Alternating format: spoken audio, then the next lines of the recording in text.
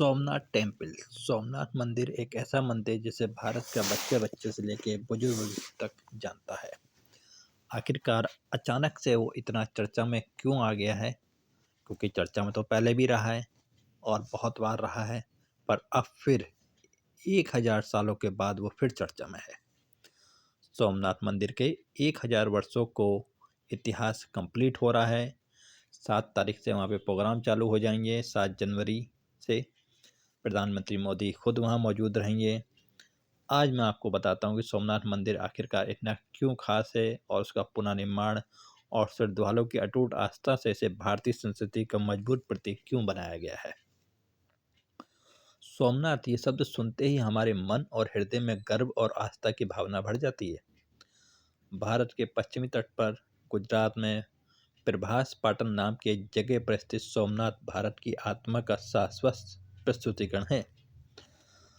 12 ज्योतिर्लिंग स्त्रोत्रों में भारत के 12 ज्योतिर्लिंगों का उल्लेख है। ज्योतिर्लिंगों का वर्णन इस पंक्ति से शुरू होता है, सौराष्ट्रे सोमनाथे यानी ज्योतिर्लिंगों में सबसे पहले सोमनाथ का उल्लेख आता है। ये इस पवित्र धाम की सभ्यतागत और आध्यात्मिक महत्ता का प्रतीक है। शास्त्रों में यह भी कहा गया है कि सोमनाथ ही सबसे श्रेष्ठ है, अर्थात सोमनाथ शिवलिंग के दर्शन से व्यक्ति अपने सभी पापों से मुक्त हो जाता है। मन में जो भी पूर्ण कामनाएं होती हैं वे पूरी होती हैं और मृत्यु के बाद आत्मा स्वर्ग को प्राप्त करती है। दुर्भाग्यवश यही सोमनाथ, जो करोड़ों लोगों की श्रद्धा और प्रार्थना का केंद्र था, विदेशी आक्रमणकारियों का निशाना बना और जिसका एकमात्र उद्देश्य था विध्वंस करना। वर्ष 2026 सोमनाथ मंदिर के बहुत महत्व रखता है, क्योंकि इस महान तीर्थ पर हुए पहले आक्रमण के 1000 वर्ष पूरे हो रहे हैं। जनवरी 1026 में गजनी के महमूद ने इस मंदिर पर बड़ा आक्रमण किया था, इस मंदिर को ध्वस्त कर दिया था। ये आक्रमण आस्था और सभ्यता के एक महान प्रतीक को नष्ट करने के उद्देश्य से किया गया था। सोमनाथ हमारा मानव इतिहास की सबसे बड़ी त्रासदियों में शामिल है, फिर भी 1000 वर्ष बाद आज भी इस मंदिर पूरे गौरव के साथ खड़ा हुआ है भारत में। साल 1026 के बाद समय समय पर इस मंदिर को उसके पूरे वैभव के साथ पुनः निर्मित करने के प्रयास किए गए। मंदिर का वर्तमान स्वरूप 1951 में आकार ले सका। संयोग से 2026 का यही वर्ष सोमनाथ मंदिर के पुनर्निर्माण के 75 वर्ष होने का भी गर्व है।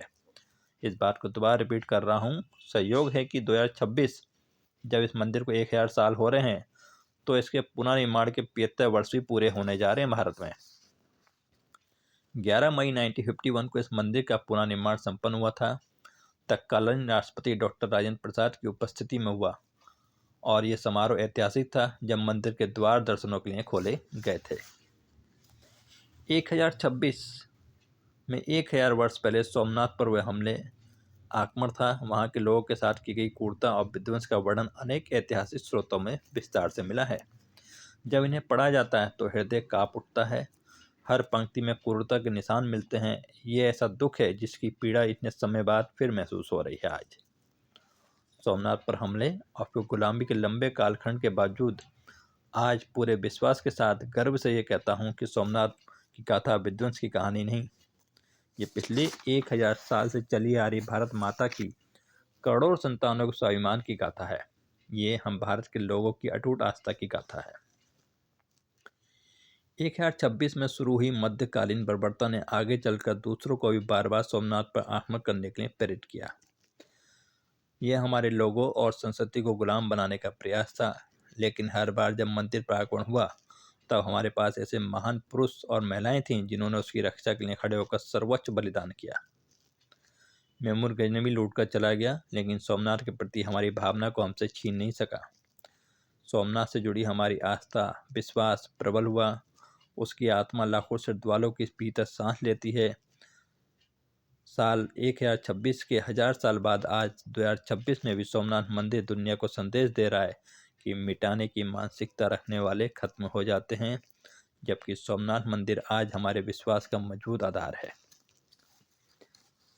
1890 के दशक में अगर मैं बात करूं तो स्वामी विवेकानंद भी सोमनाथ आए थे। वो अनुभव उन्होंने भी कई आंदोलन में कहा है। दक्षिण भारत के प्राचीन मंदिर और गुजरात के सोमनाथ जैसे मंदिर आपको ज्ञान के अनगिनत पाठ सिखाएंगे। ये आपको किसी भी संख्या में पढ़ी गई पुस्तकों से अधिक हमारी सभ्यता की गहरी समझ देंगे। इन मंदिरों पर सैकड़ों आक्रमणों के निशान हैं और सैकड़ों बार इनका पुनः निर्माण हुआ। ये बार बार नष्ट किए गए, हर बार अपने ही खंडरों से फिर खड़े हुए, पहले की तरह जीवंत। यही राष्ट्रीय मन है, यही राष्ट्रीय जीवन धारा है। इसका अनुसरण आपको गौरव से भर देगा। इसको छोड़ देने का मतलब है मृत्यु। इससे अलग हो जाने पर विनाश ही होगा। यह सर्वविदित है कि आज़ादी के बाद सोमनाथ मंदिर के पुनर्निर्माण का पवित्र दायित्व सरदार वल्लभ भाई पटेल के सक्षम हाथों में आया। उन्होंने आगे बढ़कर इस दायित्व को बढ़ाया। 1947 में दिवाली के समय उनकी सोमनाथ यात्रा हुई। उस यात्रा के अनुभव ने उन्हें भीतर तक यह जोड़ दिया। उसी समय उन्होंने घोषणा की ये सोमनाथ मंदिर का पुनर्निर्माण होगा और 11 मई 1951 को सोमनाथ में भव्य मंदिर के द्वार श्रद्धालुओं खोले गए। तत्कालीन प्रधानमंत्री जवाहरलाल नेहरू ने इस घटना से अधिक उत्साहित थे। वे नहीं चाहते थे कि सोमनाथ माननीय राष्ट्रपति और मंत्री समारोह का हिस्सा बने, तो इस मंदिर का निर्माण किया गया। सोमनाथ मंदिर का कोई भी उल्लेख मुंशी के योगदानों को याद किए बिना अधूरा है। उन्होंने उस समय सरदार पटेल का प्रभावी रूप से समर्थन किया था। हर कालखंड में, हर परिस्थिति में फिर से खड़े होने, मजबूत बनने और आगे बढ़ने का सामर्थ्य देता है। इन्हीं मूल्यों और हमारे लोगों के संकल्प की वजह से आज भारत पर दुनिया की नज़र है। दुनिया भारत को आशा और विश्वास की दृष्टि से देख रहा है। अनादिकाल से सोमनाथ जीवन के हर क्षेत्र के लोगों को जोड़ता आया है। सदियों पहले जैन परंपरा के आदरणीय मुनि कलिकाल सर्वज्ञ हेमचंद्राचार्य यहाँ आए थे और कहा जाता है कि प्रार्थना के बाद उन्होंने यहाँ यज्ञ किया। उस परम तत्व को नमन जिसमें सांसारिक बंधनों के बीज नष्ट हो चुके हैं। आज भी दादा सोमनाथ के दर्शन से ऐसी अनुभूति होती है। 1026 के पहले आक्रमण के 1000 वर्ष बाद 2026 में सोमनाथ का समुद्र उसी तीव्रता से गर्जना करता है जिस तरह से वो पहले करता था। अतीत के आत्मकाणी आज समय की धूल बन गए। उनका नाम अब विनाश के प्रतीक के तौर पर लिया जाता है। इतिहास के पन्नों में वे केवल फुटनोट हैं, जबकि सोमनाथ आज भी अपनी आशा बिखेरता हुआ प्रकाशमान खड़ा है। सोमनाथ हमें यह बताता है कि घृणा और कट्टरता में विनाश की विकृत ताकत हो सकती है, लेकिन आस्था में सृजन की शक्ति होती है। करोड़ों श्रद्धालुओं के लिए सोमनाथ आज भी आशा का आनंद है। ये विश्वास का वो स्वर है जो टूटने के बाद भी उठने की प्रेरणा देता है।